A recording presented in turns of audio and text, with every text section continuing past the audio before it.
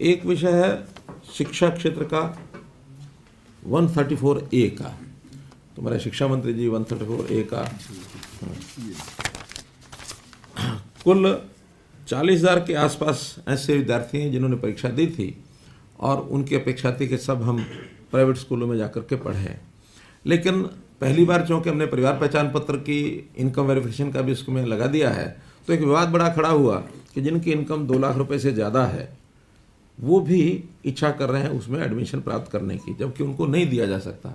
तो उसमें जो इनकम का दायरा है उसके अंतर्गत जो आने वाले परिवार हैं उसकी सिलेक्शन करके ही हम क्लियर कर रहे हैं। डिप्टी कमिश्नर्स की 3 लोगों की टीम बना दी है, डीओ, डिप्टी कमिश्नर और एक अधिकारी ग्रिड का है। तो तीनों मिलकर के जिन बच्चों का इनकम वेरिफिकेशन का क्लियर करते हैं कि 2 लाख से नीचे परिवार की इनकम है, केवल उनको एडमिशन मिलता है।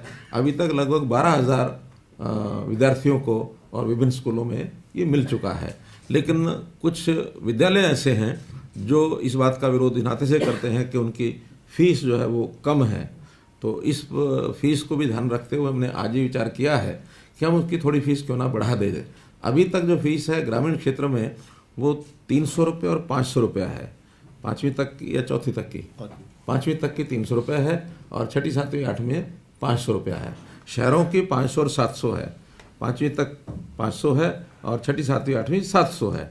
आज से हम उन सब के बच्चों की जो फीस है, मासिक फीस 200 रुपया इस फीस में और जोड़ करके, और सब बच्चों को प्राइवेट स्कूलों को जो फीस मिलेगी 300-500 के बजाय 500-700 मिलेगी, 500-700 के बजाय 700-900 मिलेगी। तो ऐसा 200 रुपये प्रति बच्चा अर्थात 2400 रुपया प्रति वर्ष का ऐसा इन बच्चों का उनको ज़्यादा मिलेगा। अभी एडमिशन आज चूँकि 12,000 हैं, मुझे लगता है कि और ये 8-10 हज़ार बच्चे बढ़ सकते हैं, 20,000 भी हो सकते हैं।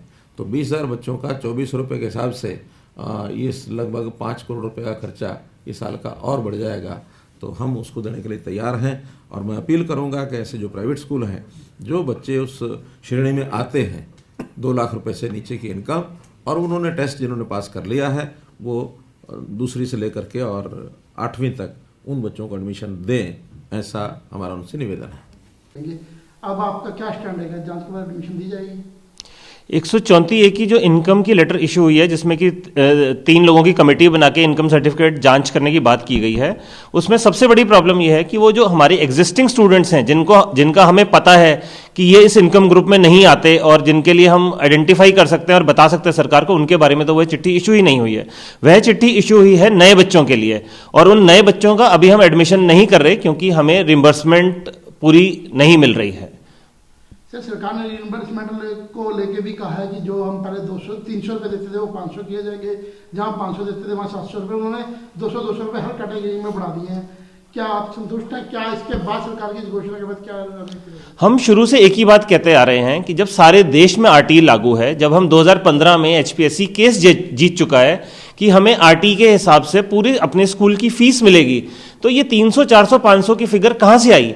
और अभी इसी चीज को सिर्फ खत्म करने के लिए या क्लब करने के लिए 200 रुपए और बढ़ा दिए।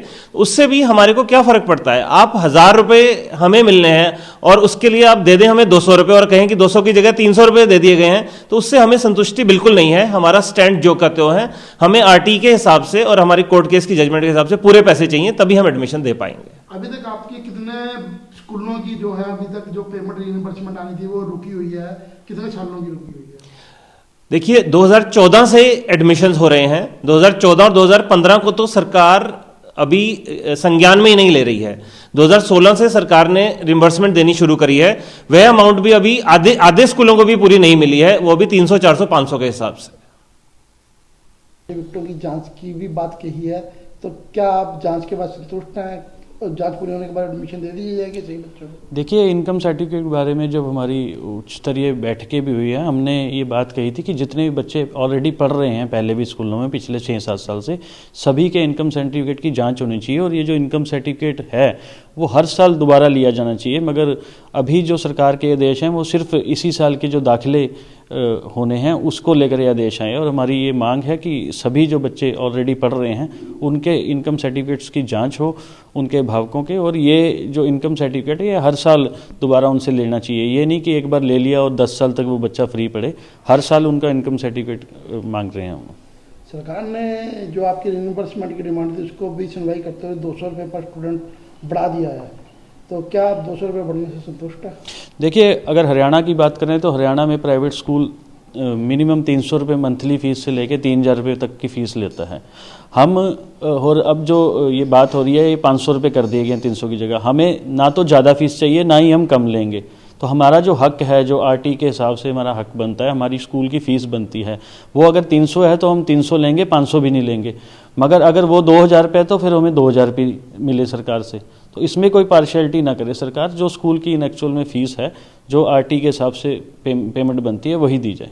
फिलहाल आपका एडमिशन को लेकर इसके बाद क्या स्टैंड आएगा? देखिए, एडमिशन को लेके अभी यही स्टैंड है कि हम एडमिशन तब तक नहीं देंगे जब तक हमारा पिछला बकाया हमें नहीं मिलता, पिछला एरियर नहीं मिलता, और सबसे बड़ी मुख्य बात कि आरटी के हिसाब से नहीं मिलता। बार बार हम यही बात दोहराते हैं कि आरटी के हिसाब से हमारा जो पैसा है, हमारे स्कूल की फ़ीस है, वो दी जाए।